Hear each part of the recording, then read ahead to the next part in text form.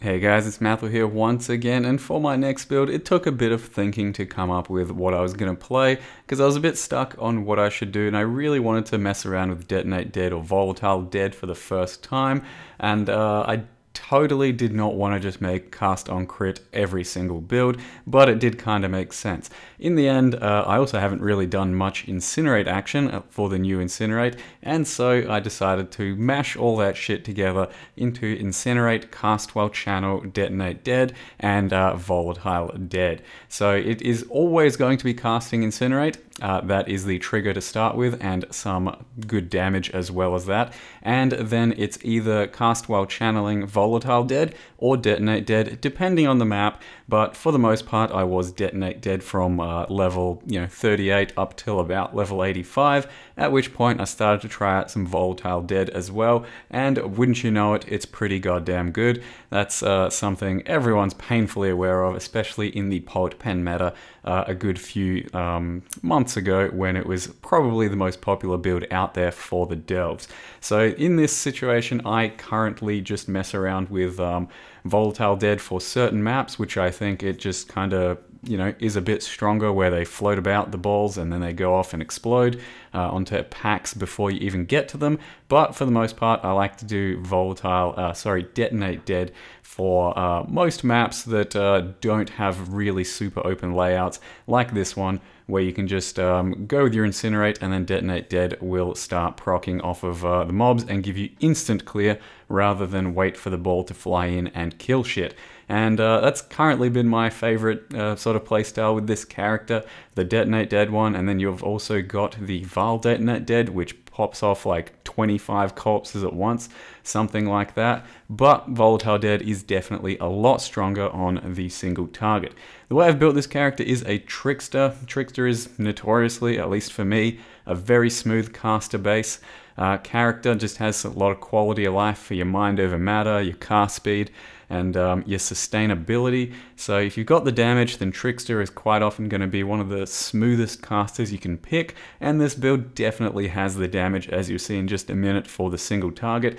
Really have not stuttered or slowed down on any sort of damage thus far, and it is of course built with a shaped staff that uses cast while channeling as a built-in link, so that you can have a 7 link overall for your main damage setup. And then I'm using my secondary 5 or 6 link for a Stormbrand utility setup, which really isn't terribly important. So you could, in all theory, go with things like Comb's Chest, but the Mind Over Matter playstyle, especially as a Trickster, is definitely too strong to pass up. So we've got a lot of spare mana, and you can see that just about killing every 1 or 2 monsters tops you up on life and mana, thanks to the Trickster nodes and thanks to the Cinder Swallow Flask.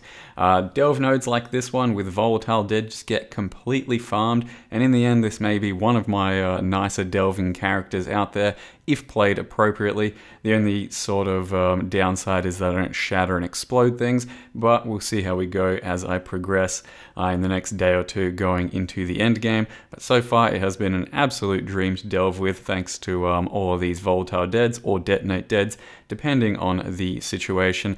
But for the most part, I do think Volatile Dead is probably going to be a bit stronger, just for general safety, because some of these balls are going to go ahead of you and then pop off on the next pack before you even have a chance to see it. Whereas Detonate Dead is always going to be somewhat near you and just a bit more instant. So on some instant packs when you're first starting, it's going to be a bit safer, but once you're up and rolling, then Volatile Dead will probably end up safer. And you can see I've also got Unearth totems, so multiple totem attached to spell totem and then attached to Unearth, so that is constantly creating us a good source of many corpses, rather than your generic Poet's Pen setup or something. And you can see the damage is, well, it's damage. Up until actual single target stuff, I was using Detonate Dead, but overall Volatile Dead just gives so much more single target that it's kind of stupid not to use it, just by doing a 1-for-1 swap. And my Helm enchant is even Detonate Dead based. Doesn't really matter, Volatile Dead is just too goddamn stupid and gives incredible single target. It's the first character in quite a while that I've actually tried to just push a bit of my single target early on, so it's like level 87 character or something, and I thought, hey, let's try out some Shaper because I really want to see this single target. So by the time it's fine-tuned and fully finished, it's probably going to be some of the dumbest damage I've ever done.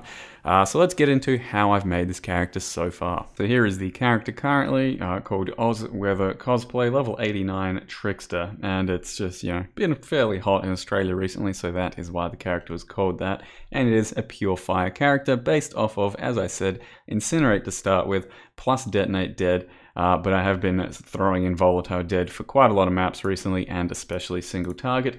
But the original idea was to get some Detonate Dead going. So it's Incinerate attached to a cast while channeling staff. You then have Combustion, Immolate, Increased Area, Empower, and Detonate Dead. Currently that's the 6 link, but it is pretty versatile, and it is based off of a staff which just has cast while channeling. Managed to hit the double damage mod, and then multi-mod off of that, but you can very easily multi-mod off of just the cast while channeling itself, and that's gonna perform, you know, like 5% less on the damage scale than my current stuff, so it's really not a big deal to go for a big stuff. This one isn't even that big, it's just okay. And then the idea is you get non-chaos as chaos with spell, plus 2 socketed supports so that you can get Empower just up a bit further, and Immolate up a bit further too, and then double damage while focused, which is the mod that I did on the Ice Nova staff, and it is definitely one to look out for if you want the big burst for your characters like this one. So the gear isn't complete by any means. Currently I still need to replace ring, and amulet, and I've still just been kind of lazy on that front, but the main thing is just a staff with some cast while channel action. But honestly, you could even do things like double void batteries, shimmer on, whatever else you really want, a shield.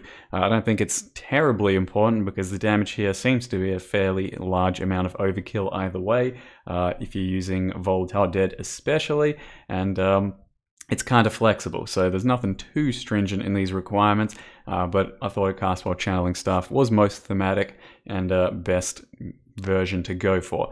If I end up going a +4, a level 4 Empower, a level 21 Detonate or Volatile, and fine-tuning my gear, I can get like another 40-50% damage on top of what I'm currently dealing, and as you can see, I was already dealing an absolute shit ton. So that's the main setup there. You then have a Carcass Jack, which by all means not that necessary either. It's just a bunch of extra area for the fun because I wanted the Detonate Dead and my Incinerate to do as much area as possible to really push it to its limits, and you can see with all of that area, Incinerate does start to hit just about off screen.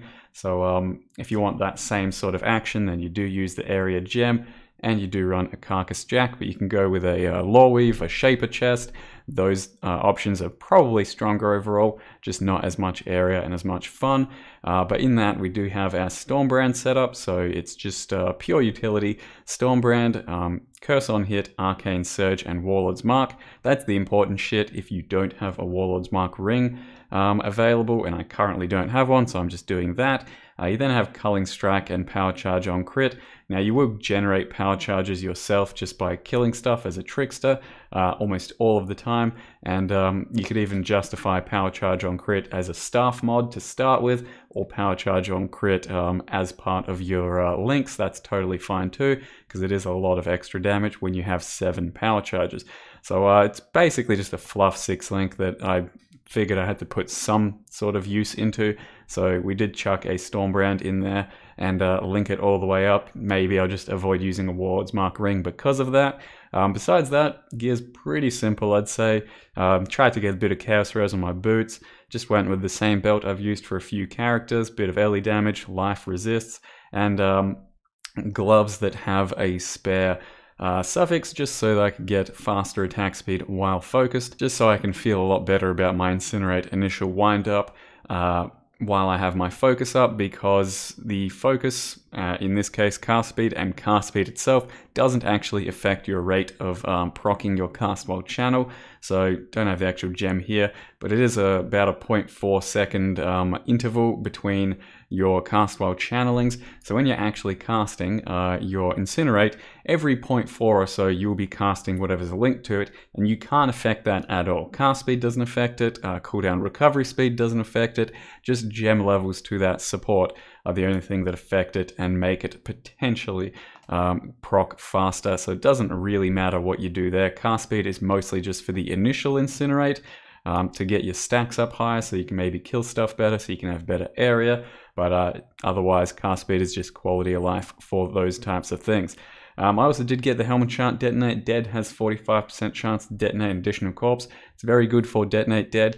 Does nothing for my Volatile Dead, and Volatile is still extremely strong and probably stronger than Detonate either way. So if you can get the VD helmet chant, that'd be terrific. But otherwise, you can play around with Detonate like I have too. Now, as far as the passive tree is concerned, it's pretty straightforward, I think. You're just a Trickster or Shadow, picking up all of the power charges. You are, of course, getting Mind over Matter.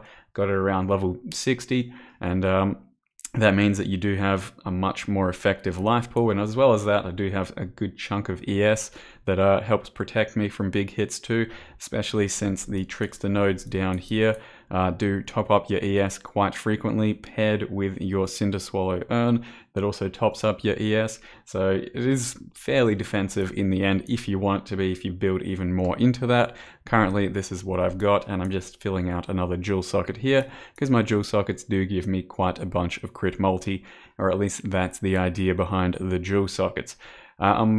As far as these are concerned, I think I grabbed Swift Killer first and then went into Weave the Arcane, then Patient Reaper, then Harness the Void, because Harness the Void is just pure damage, so it's kind of not really going to feel too good as an Ascendancy. It's just going to give you more damage. You won't really notice it unless you are really low on damage at the time. For the most part though, I think that's a pretty quick, dirty guide to this character. Yeah, flasks are pretty flexible as well. Don't have to run these sorts of things. For example, you can go like a Wise Oak, and you don't even probably need a Quicksilver if you want to start running a specific setup for your Lightning Warp. You could instead just Lightning Warp everywhere. I wanted to try that, but I did kind of run out of links if I wanted to fit a cast while damage taken in, which I did in the end. And then of course you have to have an Unearth attached to a spell totem. Don't have to do multi-totem, but I'm trying that out because you can only have 10 corpses maximum, and when you have your totem down, it shoots twice. That's already 10 corpses. So 3 totems throwing out an Unearths doesn't really help your output anymore. But that's my current fall link. If you want to copy that, by all means. I might try out a few other things as well, like an Empower instead of the multiple totems, so that the Unearth creates higher level corpses instead. That's probably all I need to say for the character for now, guys. It's pretty goddamn fun, and it's very enjoyable to have the detonates going off, big explosions and lots of fiery stuff, and Incinerate itself actually does a good chunk of damage too. So I'll leave you guys for now, and hopefully in the next video I will have some hot and dirty Uber Elder action and some more deeper delves, because it looks like it's going to be a good one at this stage anyway. Thank you very much for watching, and see you next time.